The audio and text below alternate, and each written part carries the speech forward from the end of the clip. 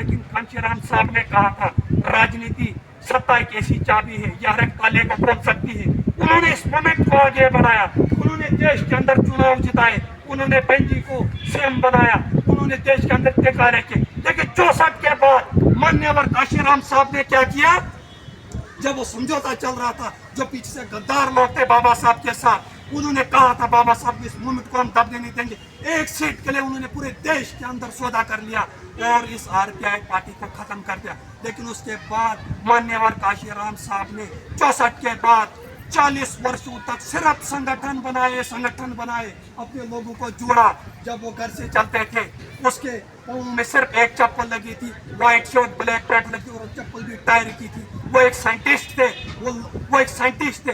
इसी आज जो ये दिन है बाबा साहब की छुट्टी का, देश के अंदर सबके महापुरुषों के दिवस पे मतलब छुट्टी रखी जाती थी। लेकिन जिस दिन बाबा साहब की जयंती होती थी, जो आज हम मनाने जा रहे हैं, इतने युवाओं को मैं बता रहा हूँ, बुजुर्गों नौजवानों को भी बता रहा हूँ बाबा साहब कौन है, उन्होंने क्या किया है, उनकी मूवमेंट आगे किसने चलाई और वो मूवमेंट कौन चला रहे हैं। इसी छुट्टी पे मान्यवर कांशीराम साहब ने, उस टाइम वो नौजवान थे, कुश्ती के वो चैंपियन थे, साइंटिस्ट थे। उन्होंने इस छुट्टी के लिए एक सरकारी कर्मचारी ने कहा सबकी जयंतियों पे छुट्टी दी, बाबा साहब की जयंती पे क्यों नहीं छुट्टी होगी।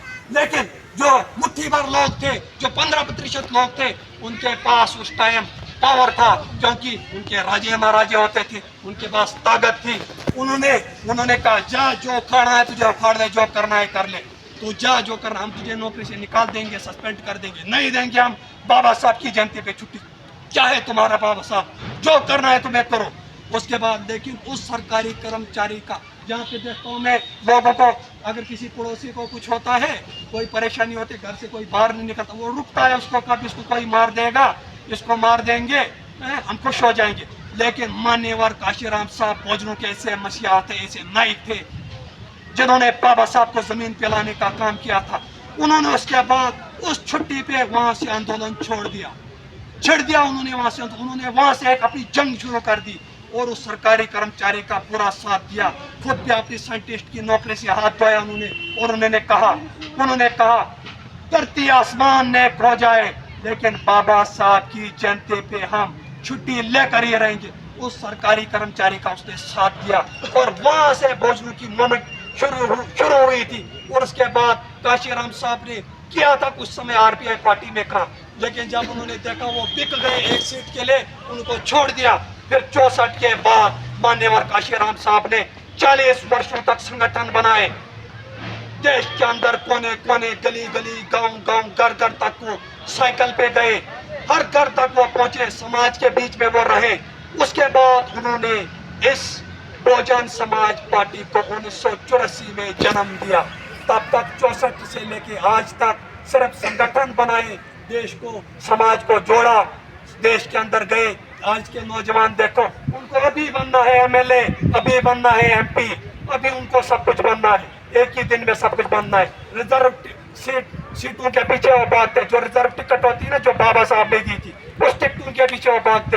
लेकिन मान्यवर कांशीराम साहब देखो, बहुजनों के ऐसे मसीहा थे, जिन्होंने वर्षों तक संगठन बनाए। उसके बाद उन्होंने इस पार्टी को जन्म दिया, और ये जो पार्टी है बहुजन समाज पार्टी, ये चल रही है बाबा साहब के विचारधारा पे। बेंजी ने 21 साल की उम्र में घर छोड़ दिया था मान्यवर कांशीराम साहब के साथ। 21 साल की उम्र में घर छोड़ दिया था, चुगली ले रही थी, जूठा खाया था। उसके बाद बेंजी ने बहुजन समाज पार्टी की मुख्यमंत्री बनी थी, और मुख्यमंत्री बनने के बाद देश के अंदर गरीबों को उसने आरक्षण लागू करवाया, देश के अंदर उसने गरीबों को नेता बनाया और हमारे समाज को उठाया।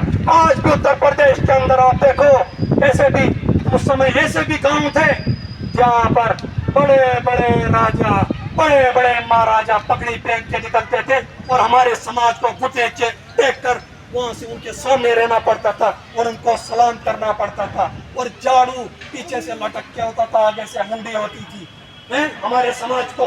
लेकिन जब बेंजी मुख्यमंत्री बनी, उसने माइंड ऑर्डर कायम कर दिया, इम्प्लीमेंट कर दिया, गुंडा राज सारा खत्म हो गया।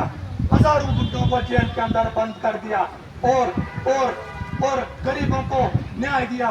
गरीब लड़कों को नेता बनाया, जिनको खाने को खाना नहीं था, पहनने को चप्पल नहीं थी, उनको मान्यवर काशीराम साहब ने, बेंजी ने उनको नेता बनाया, सांसद बनाया, विधायक बनाया।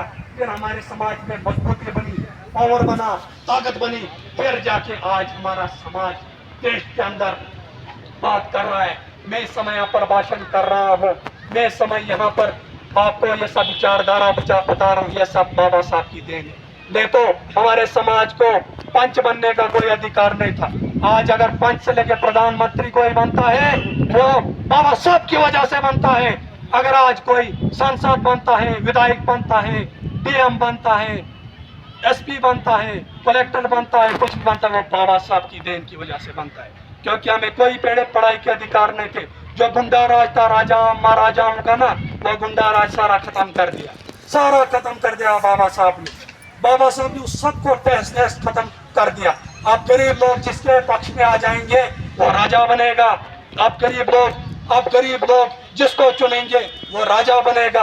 अब जो गरीबों की आवाज उठाएगा, गरीबों के दिल में जगह बनाएगा, गरीबों के लिए लड़ेगा, समाज के लिए काम करेगा, वो राजा बनेगा। अब वो दौर नहीं रहा जो पगड़ी पहनेगा फिर बुढ़ा हो जाएगा, अपने लड़के को दिखाएगा, बोलेगा पहनिए पगड़ी, अब तू राजा महाराजा है।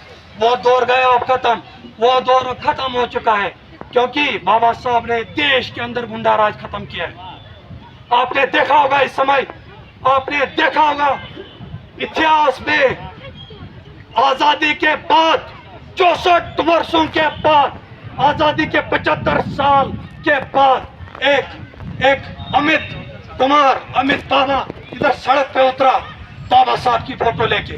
वरना हमारे समाज के दलित लड़के जो हैं वो पता है क्या करते हैं, पीएचडी करके भी होगा, गुलामी करेगा कांग्रेस में, बीजेपी में, और कहते हैं कि हमारी पार्टी कभी जीतेगी नहीं। जीतता थोड़े कोई, उसके अंदर ऐसा बाहुबली होना चाहिए, उसके अंदर ऐसा महाबली होना चाहिए जो उसको जिताता है। एक ही ऐसा बाहुबली होता है, एक ऐसा बलशाली पुरुष होता है जो सरकार बनाता है। हम यहाँ पर आजादी के बाद सबसे पहले हम उतरे हैं बाबा साहब की फोटो लेके सड़क पे। और जब ऊपर सदन में बाबा साहब का अपमान हुआ था तो आपने देखा होगा जो दलाल है, मैं देख रहा था कि जब यहाँ पर बीजेपी वालों ने ये चुनाव जीता तो यहाँ नीचे क्या कहते हैं नागनी में दलितों को घर में घुस के उनको मारा। फिर वो रात को नाराबाजी कर रहे थे, इनकलाब जिंदाबाद, इनकलाब जिंदाबाद। उससे क्या बनेगा? वो सोच रहे थे हमें एनसी वाले अंगरक्षण देंगे, वो हमारी मदद करेंगे, लेकिन उनको किसी ने इंसाफ नहीं दिया।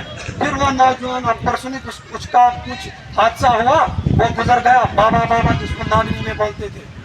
अब वो परसों बेचारा गुजर गया, कुछ हादसा हुआ उसके साथ, लेकिन जब उसको मार पड़ी रात भर वो सड़क में चिल्लाता रहा इनकलाब जिंदाबाद, कोई नहीं था। वो सोच रहा था एनसी वाले आएंगे और मुझे अंगरक्षण देंगे, लेकिन कोई नहीं निकलता है। जब भोजनों का अपमान होता है तो कोई नहीं निकलता है, ना कोई साथ देता है। हमारे समाज को सिर्फ वोट के दिन 20 दिनों तक इज्जत होती है, और किसको?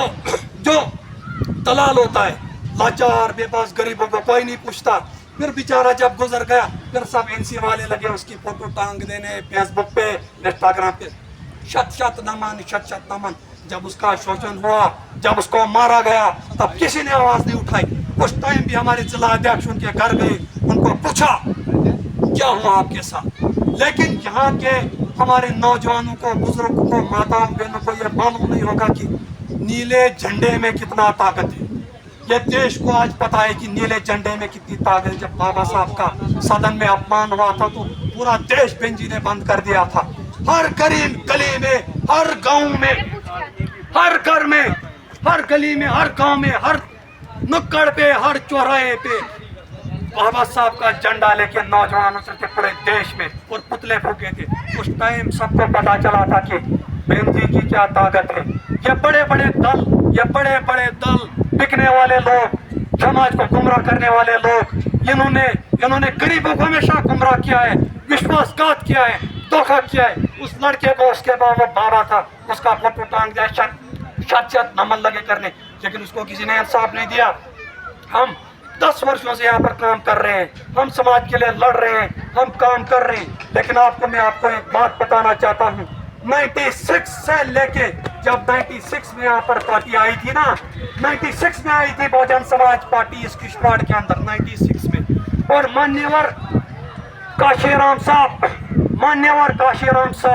तब बॉर्डर तक आए थे, बॉर्डर तक आए थे। उनका त्याग, उनकी तपस्या, उनका बलिदान, उनका संघर्ष हमें याद है। हम मान्यवर काशीराम का सपना, बाबा साहब का सपना, बहन जी का सपना पूरा करेंगे, चाहे इसके लिए हमें कुछ भी करना पड़े, चाहे हमें इसके लिए जमीन आसमान एक करना पड़े। हम इस त्याग को, इस बलिदान को, इस तपस्या को याद रखेंगे और बाबा साहब का, मान्यवर काशीराम साहब का इस सपना हम पूरा करेंगे। जब 96 पे यहाँ पर